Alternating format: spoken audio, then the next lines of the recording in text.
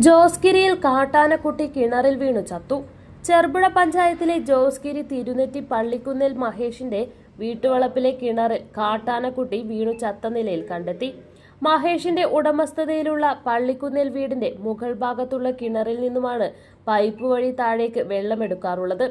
ഇന്ന് ഉച്ചയോടെ വീട്ടിൽ വെള്ളം ലഭിക്കാത്തതിനെ തുടർന്ന് നടത്തിയ പരിശോധനയിലാണ് കിണറിനുള്ളിൽ ആനക്കുട്ടി വീണു കിടക്കുന്ന നിലയിൽ കണ്ടത്.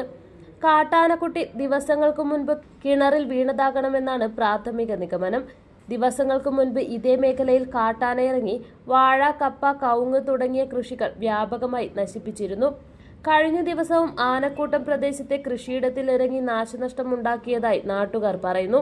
സംഭവത്തെക്കുറിച്ച് വനം വകുപ്പിനെ അറിയിച്ചിട്ടുണ്ട്. വനപാലക സംഘം സ്ഥലത്തെത്തി തുടർ നടപടികൾ സ്വീകരിക്കുമെന്ന് അറിയിച്ചു. കഴിഞ്ഞ ഞായറാഴ്ച വൈകുന്നേരം ഞാനിവിടുന്ന് മുളകുറച്ച് പോകുമ്പോൾ ഇവിടെ യാതൊരു കുഴപ്പമില്ലായിരുന്നു. രാത്രി തന്നെ അയലൊക്കത്തെ വീട്ടിൽ നിന്ന് ചേട്ടൻ വിളിക്കുന്നു, 1:30 നമുക്കറിയായപ്പോൾ നിന്റെ പറമ്പിൽ നിറച്ച് ആനയാണെന്ന് പറഞ്ഞു. ഞാൻ പറഞ്ഞപ്പോൾ പറമ്പിൽ ഇപ്പോൾ ആന വന്നിട്ട് ഞാനിപ്പം രാത്രി വന്നിട്ട് യാതൊന്നും ചെയ്യാൻ നമുക്ക് പറ്റുമല്ലോ, അതിന് സംവിധാനങ്ങളൊന്നും ഇല്ലല്ലോ. അങ്ങനെ ഞാൻ അതിന് ശേഷം ഇവിടെ വന്ന് നോക്കി, പറമ്പൊക്കെ കയറി കണ്ട് നോക്കി. അപ്പം ഒന്നും വലിയ കുഴപ്പം കാണുന്നില്ല. കുറച്ച് വാഴ ഉണ്ടായിരുന്നെല്ലാം നശിപ്പിച്ചു, മൊത്തം അടിച്ച് തകർത്തിട്ടിട്ടുണ്ട്.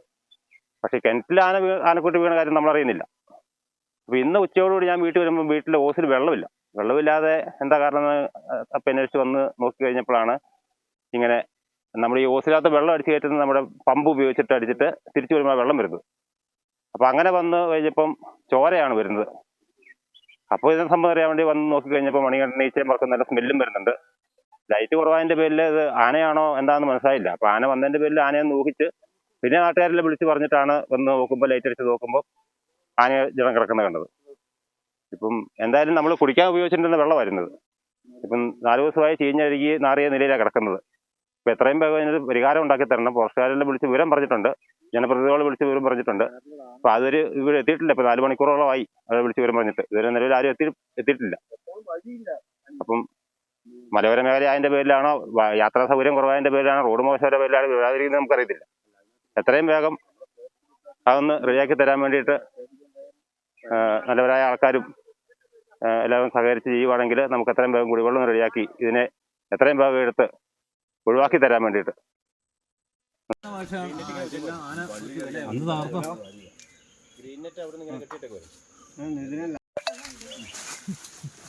ഞാൻ ഒറ്റയ്ക്ക് വന്ന് നോക്കാൻ പേടിച്ചിട്ട് പിന്നെ ആൾക്കാരെ കുട്ടികൾ ഇവിടെ വന്നപ്പോഴത്തേക്ക് മണികളിലേക്ക് ഉറക്കാം. പിന്നെ കൊല്ലംപറമ്പിൽ ബോർവെൽസ്, ചെറുപുഴ. കുഴൽ കിണറുകൾ ഏറ്റവും കുറഞ്ഞ നിരക്കിൽ നിർമ്മിച്ചു നൽകുന്നു. Master drilling, tractor drilling, ഇൻവെൽ drilling.